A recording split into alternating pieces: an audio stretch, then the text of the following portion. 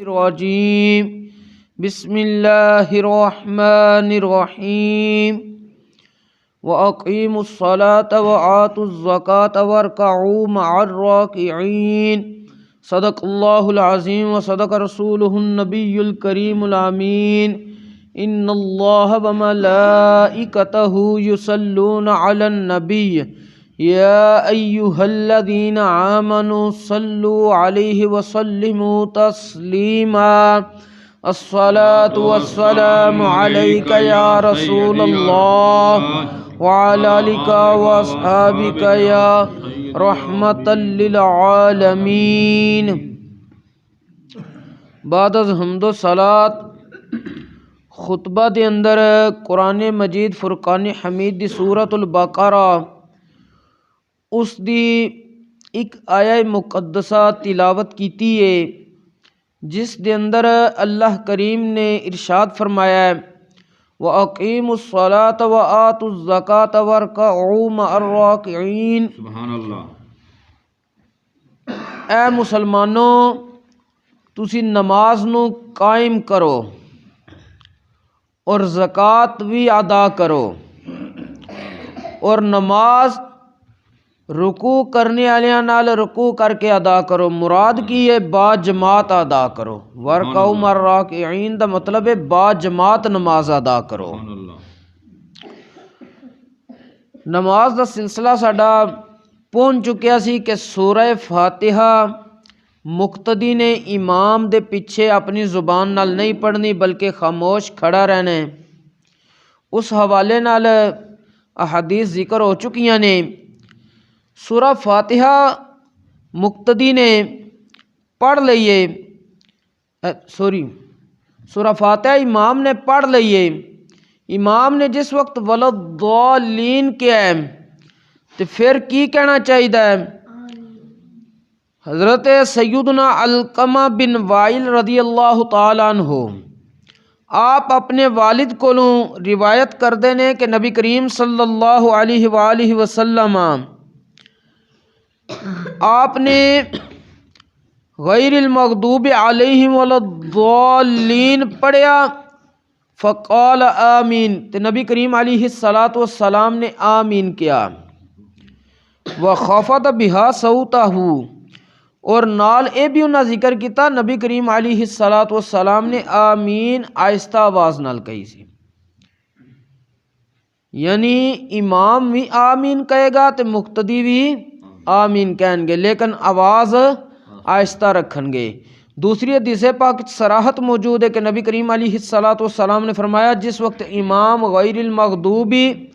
علیہم ولا الضالین کہہ لوے فقولوا آمین، اے مقتدیو تسی پھر آمین کہو، لیکن آمین کہنی کس طرح ہے؟ آہستہ آواز نال، کیونکہ پہلے بھی دو تین حدیثاں اس حوالے نال ذکر ہو چکیاں نے پچھلے درساں دے اندر کہ نبی کریم علیہ الصلاۃ والسلام نے جنہ چیزاں دے آہستہ کہن دا حکم دیتا انہاں وچ ایک آمین بھی ہے۔ اور آمین جس وقت مقتدی نے کہہ لیے امام نے بھی کہہ لیے، ان امام نے کی کرنا ہے؟ نال ظاہر کوئی صورت ملانی ہے۔ اگر کوئی بندہ کلیاں نماز پڑھ رہا ہے امام نال نہیں پڑھ رہا پھر اس بھی ظاہر سورہ فاتحہ بھی پڑھنی ہے تے نال کوئی صورت بھی ملانی ہے، اور صورت ملانا اے واجب ہے۔ جان بوجھ کے نماز دا واجب چھوڑیے، نماز سجدے صاحب نال بھی پھر او معاملہ کلیئر نہیں ہوندا بلکہ دوبارہ پڑھنی پیندی ہے۔ بندے کو بھول کے نماز دے اندر واجب چھوٹ جائے اس دا سجدہ صاحب ہوندا ہے۔ صاحب دا معنی بھول جانا، بھول کے ہوئے تو پھر وہ سجدے نال معافی ہے، تو جے جان بوجھ کے کوئی چھڈے گا پھر سجدے نال معاملہ کلیئر نہیں ہونا بلکہ پھر دوبارہ انہوں نویں سرے تو اور رکعتاں ساریاں پڑھنیاں پیندیاں۔ اگر فجر ہے تو 2 پڑھنیاں پیندیاں، ظہر نے تو 4 پڑھنیاں پیندیاں فرضاں دیاں، اگر عصر ہے 4، مغرب نے 3، عشاء نے تو 4 پڑھنیاں پینیاں نے۔ حضرت سیدنا عبادہ بن صامت رضی اللہ تعالیٰ عنہ آپ فرمانے نبی کریم صلی اللہ علیہ وآلہ وسلم نے فرمایا لا صلاۃ لمن لم یقرأ بأم القرآن فصاعدا، جس بندے نے سورہ فاتحہ نہ پڑھی او دی کوئی نماز نہیں۔ مطلب کی ہے سورۃ فاتحہ پڑھنا واجب ہے، قرآن پاک مطلق پڑھنا اے فرض ہے نماز دے اندر، مطلق دا مطلب ہے کوئی بھی چیز تساں پڑھ لیے تو فرض ادا ہو گیا ہے، لیکن سورہ فاتحہ پڑھنا واجب ہے فصائدن، اور جو اس دے نال کچھ زائد ملانا وہ بھی واجب ہے۔ اور زائد کی ہے کوئی صورت ملا لو یا کوئی وڈی ایک آیت ملا لو یا 3 چھوٹیاں آیتاں اس طرح ملانیاں نے جڑی ایک وڈی آیت دے برابر بن جان، کم از کم اتنی مقدار ہے کہ انسان اے نال پڑھے گا، اگر پڑھے گا تو دا واجب ادا ہو جائے گا، اگر نہیں پڑھے گا تو دا واجب ادا نہیں ہوئے گا۔ دوسری چیز ہے کہ سورہ فاتحہ بھی پڑھنی سو، سورہ فاتحہ دے نال جڑی کوئی صورت ملانی سو انہاں دی ترتیب بھی رکھنا واجب ہے، مطلب پہلے سورہ فاتحہ پڑھنا واجب ہے، اس تو بعد کوئی صورت نال ملانا واجب ہے۔ اگر کوئی بندہ اس دا الٹ کر دیندا ہے تو وہ معاملہ درست نہیں رہے گا۔ اسی طرح حضرت سیدنا ابو سعید خدری رضی اللہ تعالیٰ عنہ آپ ارشاد فرماندے نے امرنا ان نقرأ بفاتحۃ الکتاب وما تیسر، سانو حکم دیتا گیا صحابہ کرام نو کہ تسی سورہ فاتحہ پڑھو اور اس دے نال جو کچھ آسانی نال میسر ہوئے اس نو بھی ملا لو تاکہ تہاڈی نماز درست سمت دی طرف چلی جائے۔ اور میں کیونکہ آیہ کریمہ دے اندر پڑھیا سی وَأَقِیمُوا الصَّلَاةَ وَآتُوا الزَّکَاةَ وَارْکَعُوا مَعَ الرَّاکِعِینَ کہ اے مسلمانوں نماز قائم کرو، زکوٰۃ ادا کرو اور رکوع کرو رکوع کرنے والیاں نال، اس تو مراد با جماعت نماز ادا کرنا۔ اور با جماعت نماز اس دی فضیلت دے اندر آمدہ نبی کریم علیہ الصلوۃ والسلام نے ارشاد فرمایا جڑا بندہ با جماعت نماز ادا کردا ہے اس دے ثواب وچ اور جنہیں کلیاں پڑھی ہے اس دے ثواب وچ 27 درجے دا فرق ہے، یعنی جتھے کلیاں نماز پڑھنے والے نو ایک نیکی ملنی ہے تے جماعت نال پڑھنے والے نو 27 نیکیاں مل جانیاں نے، اے تے جماعت نال فضیلت ہے۔ تے پھر جب مسجد وچ جماعت کروائی جائے پھر اس دی فضیلت اور ہو جاندی، کیونکہ مسجد دی نماز پڑھنے دی ایک الگ فضیلت ہے۔ اور مسجداں دے بارے جڑا حکم ہے شرعی کہ مسجداں آباد او لوگ کردے نے جڑے اللہ تے ایمان رکھن اور قیامت والے دن تے ایمان رکھن، اور اگے اللہ کریم نے فرمایا وَأَقَامَ الصَّلَاةَ جڑے مسجداں آباد کردے نا وہ نماز بھی قائم کردے نے۔ مسجداں تعمیر ضرور کرنیاں چاہیے نے، موجودہ دور دے مطابق انہوں نے رکھنا چاہیے خوبصورت، جویں ساڈے گھر اگر خوبصورت نے تے اللہ دا گھر نہیں خوبصورت بنانا چاہیے، لیکن یہ بنان تو بعد آباد بھی کرنا چاہیے۔ ایدی آباد کاری ہے، اتھے بندہ نمازاں پڑھے، قرآن پاک دی تلاوت کرے، درس و تدریس ہوئے، دیگر معاملات جتنے نے دین اسلام دے وہ سارے مسجد وچ ہون تاکہ مسجد آباد نظر آوے۔ بہرحال فرض نماز با جماعت پڑھنی چاہیے۔ حضرت سیدنا ابو موسیٰ اشعری رضی اللہ تعالیٰ عنہ آپ ارشاد فرماندے نے نبی کریم علیہ الصلوۃ والسلام نے سانو خطبہ دیتا، خطبہ دین لگیا نبی کریم علیہ الصلوۃ والسلام نے سانو کی کچھ سکھایا، فبین لنا سنتنا، نبی کریم علیہ السلام نے سانو دینی طریقہ بیان فرمایا، وعلمنا صلاتنا، پھر سانو نبی کریم علیہ الصلوۃ والسلام نے نماز پڑھنے دا طریقہ سکھایا۔